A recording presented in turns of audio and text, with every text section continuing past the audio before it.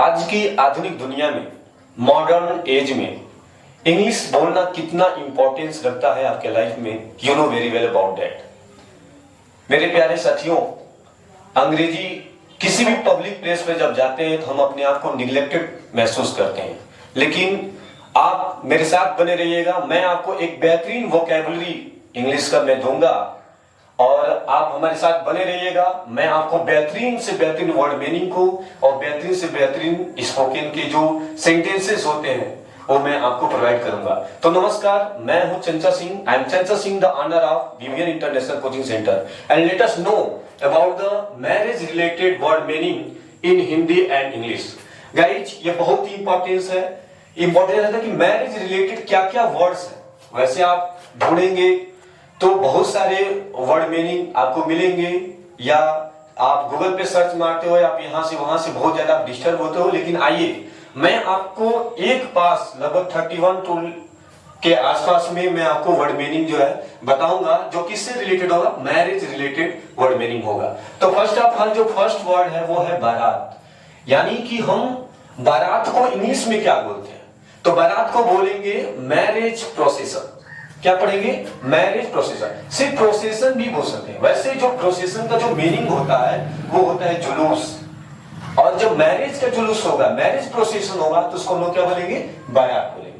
Okay, आगे बढ़ते हैं। सेकेंड है माला या वरमाला। यानी शादी के समय में जो दूल्हा और दुल्हन एक दूसरे को माला पहनाते हैं, उस माले को इंग्लिश में क्या बोलते हैं? तो उस माले को बोलते हैं गॉर्लैंड बोलते हैं। क्या बोलते हैं? गॉर्लैंड बोलते हैं। ओके गाइस, तीसरे जो वर्ड मीनिंग हमारा वो है मंगलसूत्र। मंगलसूत्र को इंग्लिश में क्या बोलते हैं? तो बोलते हैं वेडिंग चेन। क्या बोलते हैं? Wedding chain. नेक्स्ट है घूंघट। भाई दुल्हन है, हमेशा किस में होगी भाई? घूंघट में होगी। तो घूंघट का इंग्लिश क्या होगा? वेल होगा। क्या होगा? वेल। हाँ, ध्यान रहे, एक बेल होता है BAIL, उसका मतलब गांठ होता है, लेकिन इसका स्पेलिंग क्या होगा? VEIL। वेल, वेल मीन्स घूंघट। अच्छा, फिर जो सबसे इंपॉर्टेंट चीज है वो क्या? सिंदूर। सिंदूर को इंग्लिश में क्या बोलते हैं? वर्मिलियन। क्या पढ़ेंगे? वर्मिलियन। प्रोनाउंसिएशन पे विशेष ध्यान देंगे। सिंदूर को इंग्लिश में वर्मिलियन बोलते हैं। अच्छा, सिक्स्थ है हमारा डोली, या फिर जो डोली होता है उसको इंग्लिश में क्या बोलते हैं? जिसमें दुल्हन बैठ के जाती है, तो उसको बोलते हैं सडैन। सडैन पढ़ेंगे, या फिर प्लैंकिन बोलते हैं इसको, प्लैंकिन या फिर सडैन। इसका मतलब क्या होता है? डोली। अच्छा, सेवेंथ है दुल्हा को इंग्लिश में क्या बोलते हैं? ग्रूम बोलते हैं। दुल्हन को इंग्लिश में क्या बोलते हैं? ब्राइड बोलते हैं। तो दूल्हा का इंग्लिश ग्रूम, और एट्थ है दुल्हन का इंग्लिश ब्राइड। नाइन्थ पे आएंगे सात फेरे। सात फेरे लिए जाते हैं, तो सात फेरे को इंग्लिश में क्या बोलते हैं? Wedding rounds. वेडिंग राउंड्स को क्या बोलते हैं हिंदी में? सात फेरे। और सात फेरे को इंग्लिश में क्या बोलेंगे? Wedding rounds. तो अगर जो सात फेरे लिए जाते हैं उसको इंग्लिश में क्या बोलेंगे? वेडिंग राउंड्स बोलेंगे। टेंथ में आते हैं सात वचन। भाई सात फेरे जब लिए जाते हैं तो उसके साथ साथ सात हम लोग प्रॉमिस करते हैं, सात वचन करते हैं, तो उसको इंग्लिश में क्या बोलेंगे? उसको बोलेंगे वेडिंग वर्ड्स। वेडिंग वर्ड्स बोलते हैं, या फिर वेडिंग वोज बोलते हैं, VOWS। तो सात वचन को वेडिंग वर्ड्स या फिर वेडिंग ओर्स बोलेंगे। 11th में आएंगे आप लोग बाराती। भाई यहाँ पे पढ़े बारात। बारात को इंग्लिश में क्या बोलते हैं? मैरिज प्रोसेशन बोलते हैं। तो बाराती को क्या बोला जाएगा? तो बाराती बोला जाएगा मैरिज प्रोसेशनर। अच्छा, प्रोसेशन मतलब जुलूस हो जाए, प्रोसेशनर मतलब उसमें आने वाले लोग, यानी मैरिज प्रोसेशनर को क्या बोलते हैं? बाराती। जैसे बोलेंगे कि द प्रोसेशनर ईट द फूड, या विल ईट द फूड, क्या खाएंगे? भोजन खाएंगे। तो बाराती को इंग्लिश में मैरिज प्रोसेशनर बोलते हैं। अच्छा, शादी की रस्में, रस्में जो होती है जिसको कस्टम्स भी बोला जाता है, इन शादी की रस्में जो होती है उसको बोला जाएगा वेडिंग राइट्स। इसको क्या पढ़ेंगे? RITES, यानी वेडिंग राइट्स क्यों क्या बोलते हैं? शादी की रस्में। अच्छा, 13 ससुराल को इंग्लिश में क्या बोलते हैं? तो लॉज हाउस। क्या बोलते हैं? लॉज हाउस बोलते हैं। अच्छा, मायका, भाई लड़की का ससुराल भी होता है और क्या होता है? मायका भी होता है। तो ससुराल का इंग्लिश तो मैक्सिमम लोगों को मालूम है, क्या बोलते हैं? लॉज हाउस बोलते हैं। तो मायका को इंग्लिश क्या बोलते हैं? मायका का इंग्लिश होता है मैटरनल हाउस, या फिर इस मैटरनल की जगह पे आप पैटर्नल भी लिख सकते हैं। यानी मायका का इंग्लिश मैटरनल हाउस होता है या फिर पैटर्नल हाउस होता है। अच्छा, विदाई को इंग्लिश में क्या बोलते हैं? विदाई को इंग्लिश में बोलते हैं फेयरवेल सेरेमनी। क्या पढ़ेंगे? फेयरवेल सेरेमनी, यानी फेयरवेल का मतलब विदाई, सेरेमनी समारोह, यानी जो विदाई समारोह होता है उसको लोग विदाई के लिए क्या यूज करेंगे? फेयरवेल सेरेमनी बोलेंगे। 16 पे आएंगे, 16 नंबर पे देखेंगे मंगेतर का इंग्लिश क्या होता है? मंगेतर का इंग्लिश होता है फियांसे। अगर मेल है, कोई पुरुष है, तो उस मंगेतर का जो इंग्लिश होगा उसको बोलेंगे फियांसे। प्रोनाउंसिएशन पे विशेष ध्यान देंगे। इसको क्या पढ़ेंगे? फियांसे पढ़ेंगे। अच्छा, अगर कोई लेडीज है, फीमेल है, तो उसको क्या बोलेंगे? फियांसी। Fiance, fiancée.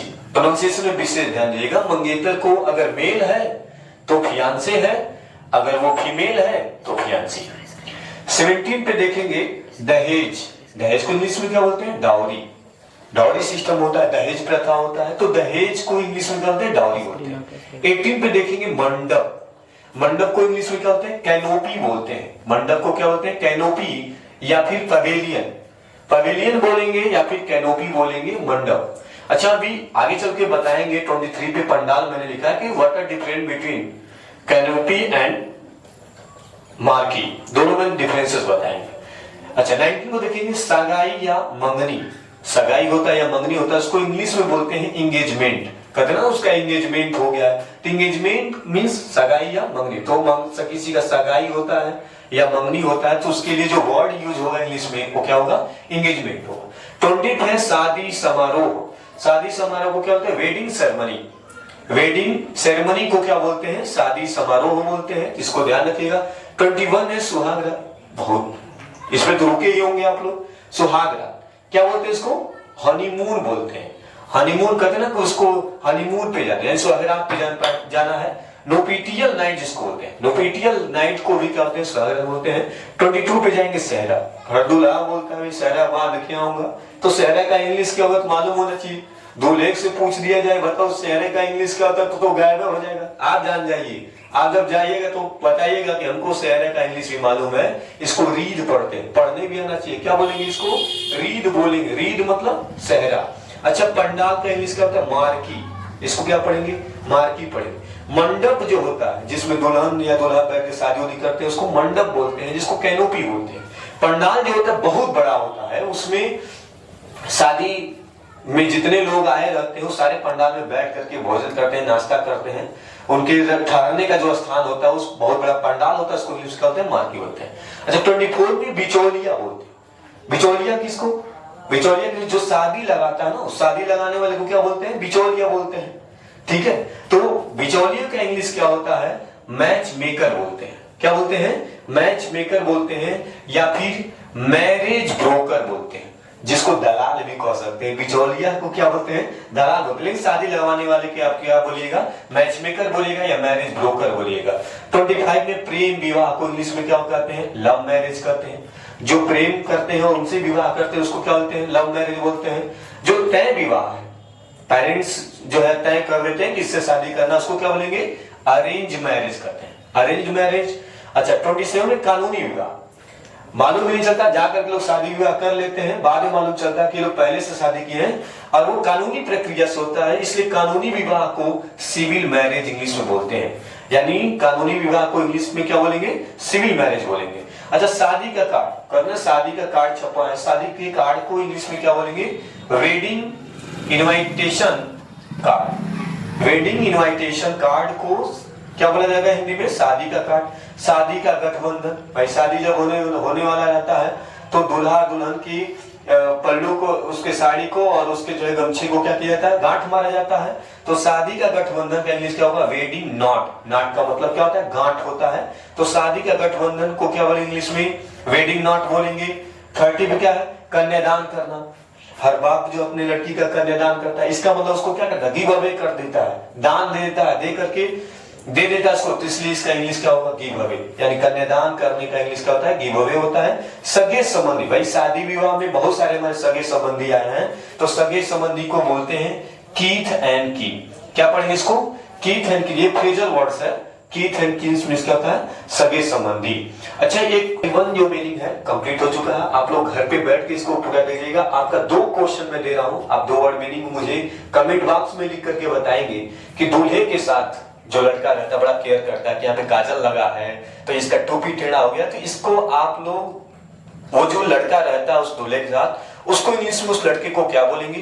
फिर दुल्हन के साथ एक लड़की होती है जो उसका बहुत केयर करती है कि उसका पल्लू कहाँ है, उसका कहीं कोई कॉस्मेटिक चीज कहीं गड़बड़ नहीं होता है, तो वो सारा केयर करते हैं। उस लड़की को क्या कहेंगे आप कमेंट बॉक्स में मुझे लिख करके बताएंगे। और हाँ, इसे आप तैयार करते रहिए, क्योंकि मेरा ये मानना है कि without vocabulary, without word meaning you can't speak any language. If you want to speak English, first of all you will have to collect a lot of vocabulary in your minds, and if you have a lot of word meaning you can speak English very easy. So इसको आप तैयार करते रहिए। मैं आपको अच्छा meaning आपको जो है प्रोवाइड कराऊंगा। बहुत सारे सेंटेंस जो बहुत स्टेप, मेरे पास सिलेबस भी है कि कैसे हम इंग्लिश स्पोकन का जो सिलेबस है उसको मैं कंप्लीट कराऊंगा। तो आप लोग इसको जो है देखते रहिए, चैनल को लाइक करिए, सब्सक्राइब करिए, शेयर करिए, और हाँ, कमेंट्स में लिखना ना भूलिएगा मेरे 2 क्वेश्चन का जवाब, और साथ में ये भी बताएं कि आपके वीडियो कैसा लगा, ताकि मैं इंस्पायरेशन होकर लेकर के आपके लिए जो है फिर से वीडियो बनाते रहूंगा। जय हिंद, जय भारत।